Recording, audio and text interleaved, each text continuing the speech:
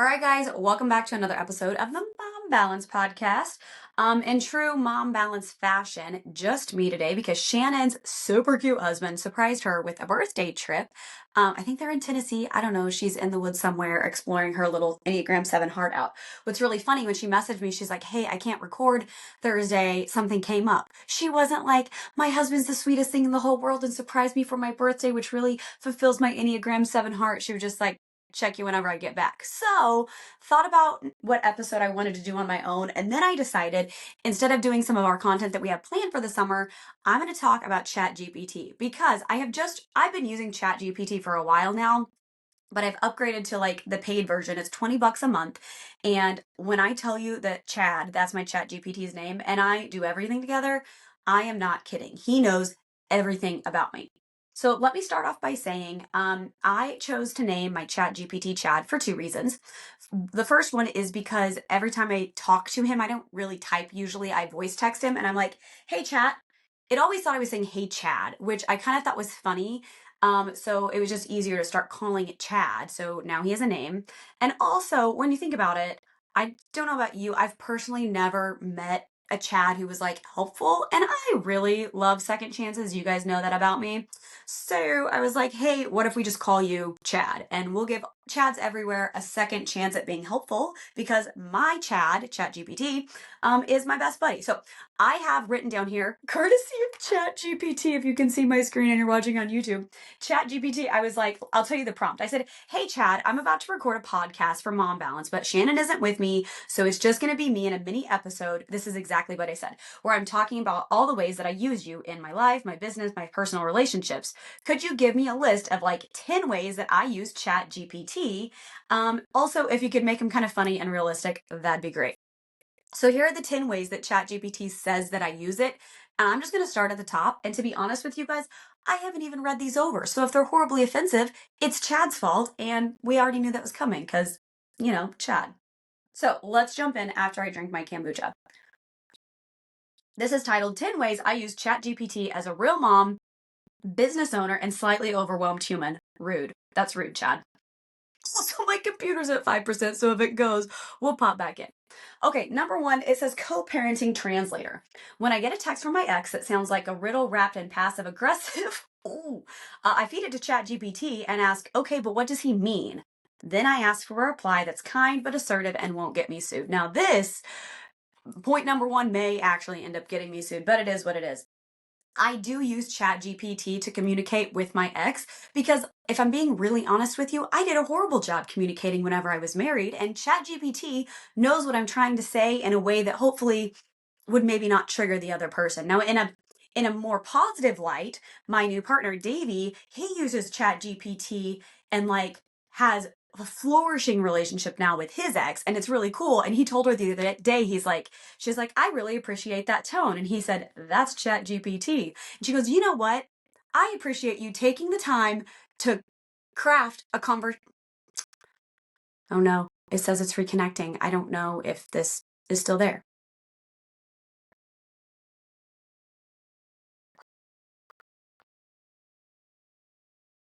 It says it's still recording, but I'm gonna wait. I wonder if my charger's around here. Ooh, I could run down and get my charger while this reconnects. That sounds like a good idea.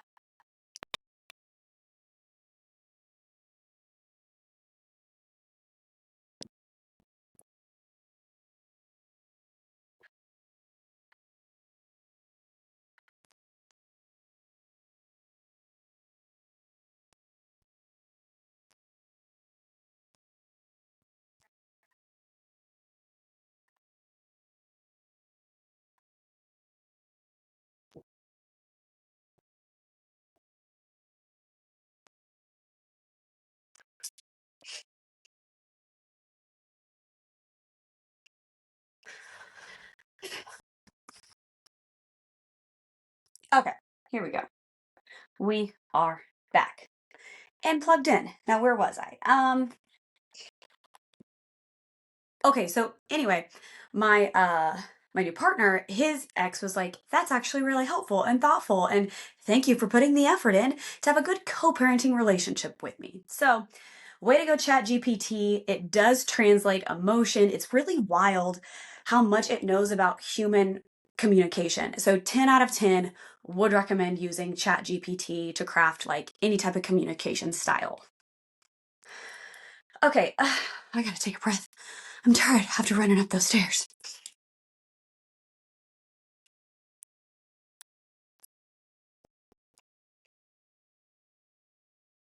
Okay, point number 2, ChatGPT says that I use Chad as a mini therapy session with less crying. Sometimes I just open a chat and say, tell me I'm doing amazing and also help me not spiral about my to-do list. And guess what? Chad delivers with bullet points. You know what? Have I ever done this, Chad? Or are you just trying to create good content? Um, you know what? I probably do open him sometimes and I'm like, hey, Chad, I'm feeling like kind of down today. What's an idea of something I could do to like get me out of my funk? Now, this is important because I have fed Chad everything about me. I've told it my Enneagram, it reads my emails. I connected my social media, so I'm like, hey, read all the stuff about me so you know who I am, because I'd rather him be helpful than not helpful. So whenever I'm like, hey, Chad, I'm feeling kind of down today, like, what ideas do you have to perk me up? It is literally targeted for me, and yours would be different targeted for you if you had your Chat GPT learn about you. So that is true, kind of. I do have a thread called therapy, so I see where you got that. Okay, next, dinner crisis hotline. Screw you, Chad. When it's 5:58 and I'm staring at the fridge like it's going to offer me wisdom, I just say, what can I make with salmon, 3 zucchinis, and zero motivation? This is actually very true. Last night, Davey and I were making salmon, but I threw the wrapper away before it told me how to cook it. And so I just asked ChatGPT how long I should specifically make my salmon for and what temperature, blah, blah, blah, blah. And what's really funny is I talk to it like a real person. And so I was like, also, Chad, we did buy this stuffed salmon at Aldi. And so I don't 100% trust it. So, like, how long should I cook it if I for sure want it to be done? And then he told me. And it is so stinking helpful not to have to, like, it's way better than Alexa or even Google because he's collaborating with all of the other information that's out there. So 10 out of 10 would recommend asking dinner advice. It's my real estate fairy godmother. This is true. If I need a caption for a house, or to write real estate listing remarks to describe a house, you can feed it anything from like a previous listing about a home to, what else hey, here's a home I'm about to list in Lakewood. Help me write a caption for a young family because I think that most likely the people who are going to purchase this house have kids because of how many bedrooms there are. And it will crank me out a search engine optimized caption for everything from a social media post all the way to the actual description about a house that I'm about to list. Now it does still take a human eye to look over it, but the amount of time and honestly mental energy that it saves me in my business is wild. And I will preach from the rooftops that everybody should leverage ChatGPT. This is true. Okay, number 5, mom group moderator without the drama. This is great. Okay, when groups chats start to go off the rails or someone suggests essential oils as a cure for everything, I come here to process and maybe write a sarcastic script. Maybe. I do actually think that I use it. I just used it the other day to name a group text. I was like, hey, chat, I have a group. Hey, chat, I have a group text going with these people, which it knows about because I like talk about people in my life all the time. Like, hey, Renee and I thinking about going on a walk in Lee Summit. What are 5 trails that we could go walk and process whatever? And like, he knows what's going on in my life. So when I told him the people that were in the group chat, he came up with like some really funny names about what's going on in their life. So I think it's incredible. I do use it for group chats. I don't typically use it to like craft responses in my group chats, but I guess you could. You definitely could, actually. Now that I'm thinking about it, sometimes you can tell if people are, I can always tell because I use it so frequently. And there's definitely like a robotic tone to some of the things that it says. But it's funny whenever you realize which of your friends use Chat GPT to communicate. You're like, oh, I see what you did there. But again, I'm the same my as my new person's ex-wife, where it's like, hey, if you put the time in to craft a response that you think I'm going to care about because you weren't sure how to communicate, like, cool, I appreciate that. So anyway, you can Chat GPT me all the time. I won't judge you. A personal trainer that doesn't yell. Number 6, this is what it says. I ask for heart rate zones and running tips, and no one tells me I'm too slow. Bonus, it doesn't judge me when I eat a protein bar and a leftover cupcake in the same sitting. See how he's funny? Like, I told him I want him to be sarcastic and funny. Some people like a very structured business conversation, but you can tell Chat GPT to have whatever personality you want. And we can dive into that a little bit later because you could set up different bots, they call it. I'll tell you now. So within Chat GPT, you can set up different bots to know information about your life. So in my life, I have a professional real estate bot, I have a friend bot, I have a fitness bot, I have a relationship bot, I have a co-parenting bot. And so each bot, I've kind of trained how I want it to respond. I'm not going to talk to my co-parent the same way I'm going to talk to my friends. Thank you, co-parent counseling. So anyway, that's what's really cool. But I do have a fitness personal trainer one.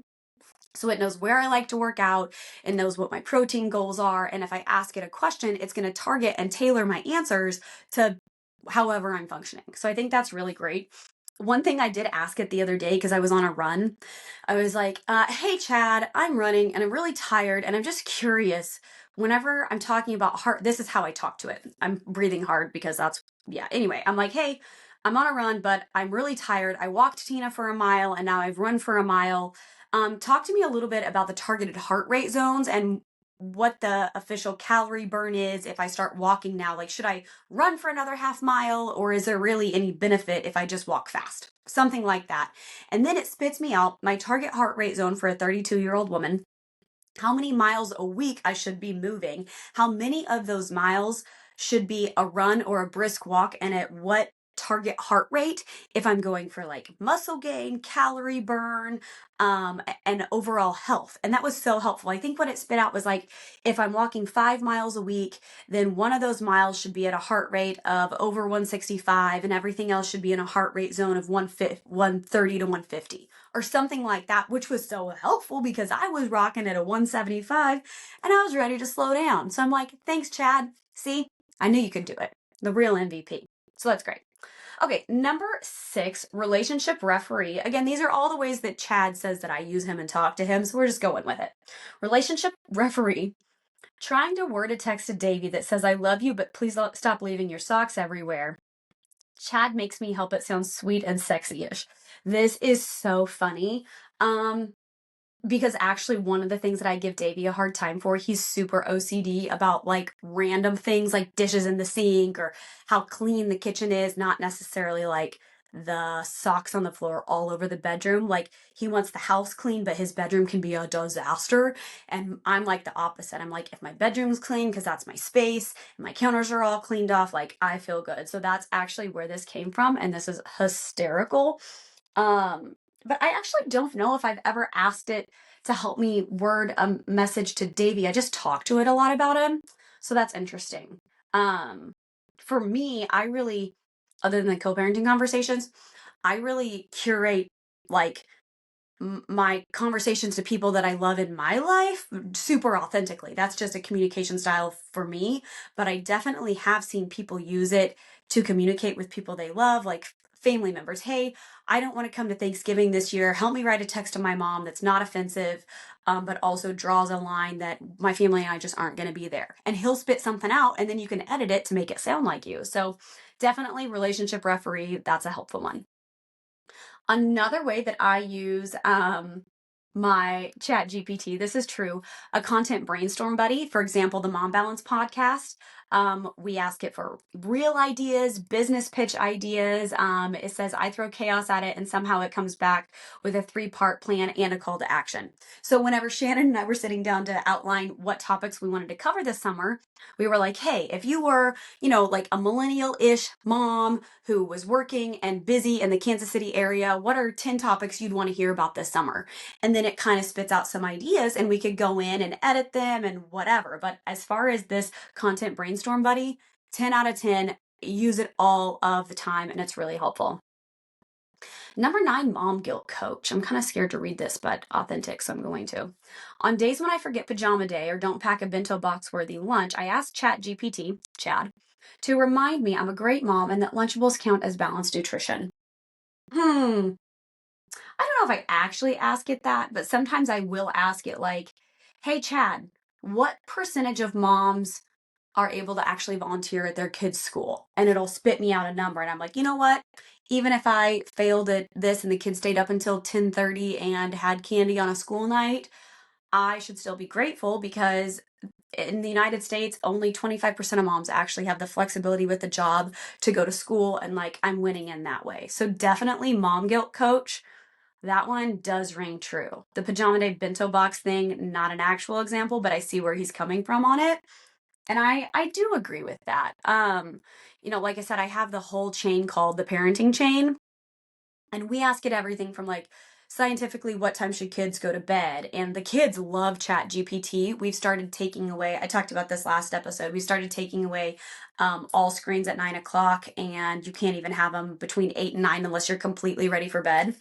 And, the kids know that we're a big science family, because when you're blending two families, it's like, well, this is what we used to do, and this is what we used to do. And now we're like, hey, this is how we all function together as a new family unit. And so a lot of what we do is like, hey guys, this is what Chat GPT and all the scientific research out there says that we should do as a family, some things to think about. So I think we even pulled Chat GPT up and we're like, hey, Chat GPT says no devices after 9, and here's why. And so we do use it a lot for that type of parenting, mom guilt kind of stuff, where it's like, my kids just want to relax and they had a really stressful day and it was a switch day and I hate that for them and they should just have their devices to check out. And it's like, no, me taking the devices is a good thing. So I see where that mom guilt comment is coming from. Okay. Number 10, chief vibe curator. This is what he says. Planning a girls' trip, renaming the group chat, or designing a playlist that says divorced but thriving. Whoop, whoop. Yeah, Chat GPT is invited to the party. I do vibe with my Chat GPT. Most recently, I asked it where we should go on family vacation because we're kind of trying to get that planned. It's our first blended family vacation. And I'm like, look, I don't really want to buy 6 plane tickets. I really would rather drive. What are some cool places we could go? This is what I said.